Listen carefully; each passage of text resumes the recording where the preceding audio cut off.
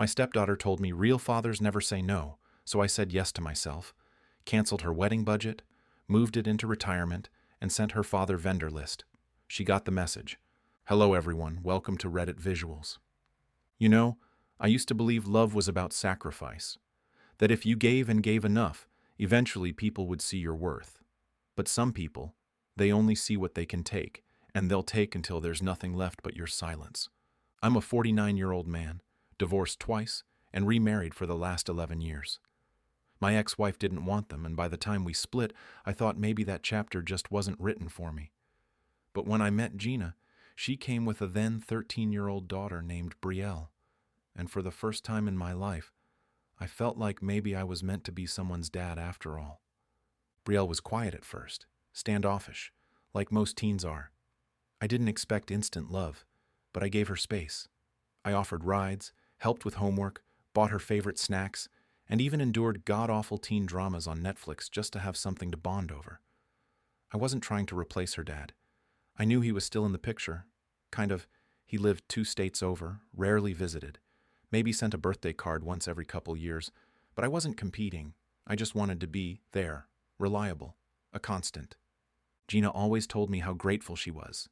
She'd say things like, "You're the only real parental figure Brielle has." That meant something. I paid for her school trips, helped her get her first job, taught her how to drive, in my own damn car, mind you, which she crashed into a light pole while trying to take a selfie. I didn't even yell. I just wanted her to be okay. Years passed, and slowly I started to feel like I really was her dad. Not in the legal sense, but in the "this is my family" sense. So when Brielle got engaged last year, I was proud. Nervous, sure, because marriage is a serious thing, but mostly just happy for her. Her fiancé, Max, seemed like a decent guy, respectful, if a little passive. But I could tell Brielle ran the show, and that made me anxious in the way you get anxious when you see a storm forming but the sun's still out. She asked me if I'd contribute to the wedding. Not Gina, not Max, me.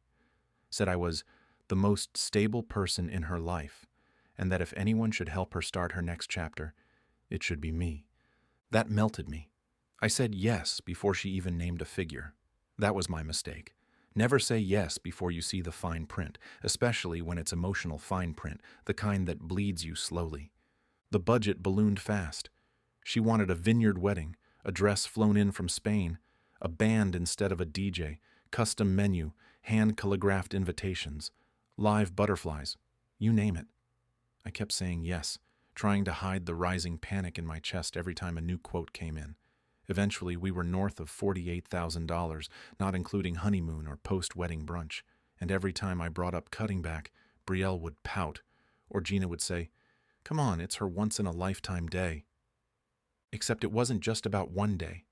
It was about something bigger I hadn't seen coming, something that slapped me in the face one sunny Sunday in March. We were sitting around planning the seating chart when Brielle casually dropped this line. "Oh, by the way, Dad's walking me down the aisle." I blinked. I thought we hadn't decided that yet. She smiled, not kindly. "There's nothing to decide. He's my real father. It just makes sense."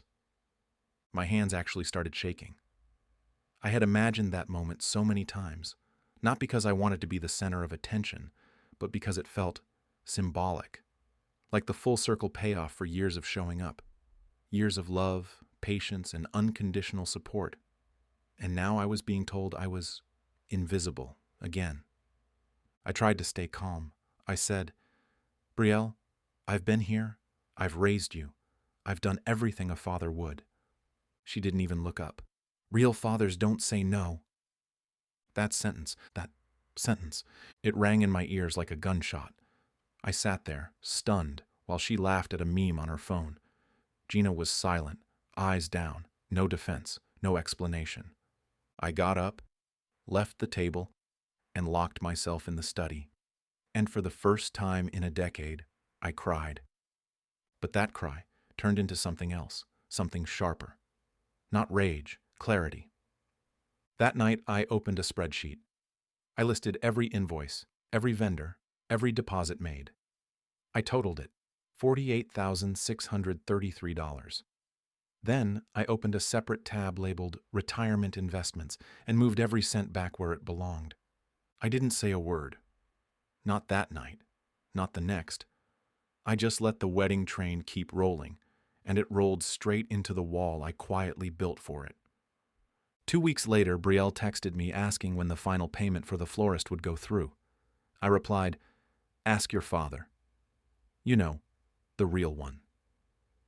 She didn't reply for 24 hours. Then she sent a wall of text.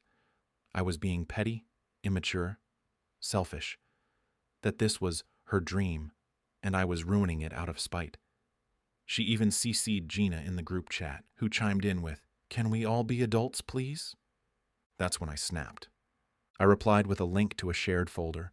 It had every receipt, contract, and cancellation notice, along with a spreadsheet of my updated retirement plan projections and a neat little PDF titled Wedding Vendor Contact Sheet Forward to Biological Dad. I ended the message with, "Best of luck. I've officially resigned as your ATM."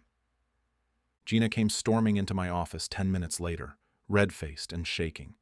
She said I was humiliating them, that I'd promised to help. I said I had, and I had helped, for over a decade, and that maybe if I'd been treated like family instead of a wallet, things would be different. Brielle tried to call the next day. I didn't pick up. She left a voicemail sobbing, saying I'd betrayed her, that she was just overwhelmed and that she didn't mean it, that I was the only dad she'd ever really known, but I was done being her backup. The wedding went ahead barely. I heard from a mutual friend that her biological dad refused to cover the costs. The vineyard canceled. The live band backed out. They ended up having a scaled-down reception in someone's backyard with a Bluetooth speaker and Costco cake. I didn't go. Not long after, I got an email from Brielle. Short, apologetic, almost enough to pull me back in. Almost, but the wounds were still fresh. And this time I wasn't bleeding out for someone who didn't think I was real. Instead, I printed the email, folded it, and slipped it into the same envelope that held the first drawing she ever gave me, a crude little crayon picture of us holding hands, labeled "Me and Daddy." I don't know if she meant it back then. I think maybe she did. But somewhere along the way, the lines blurred, and I wasn't about to spend another dime or another tear trying to repaint the image she'd chosen to erase. Was I the a-hole? Or did I just finally say yes to myself? Let me know in the comments, what would you have done? And if you enjoyed this story, please like, comment, and subscribe. It really helps the channel grow.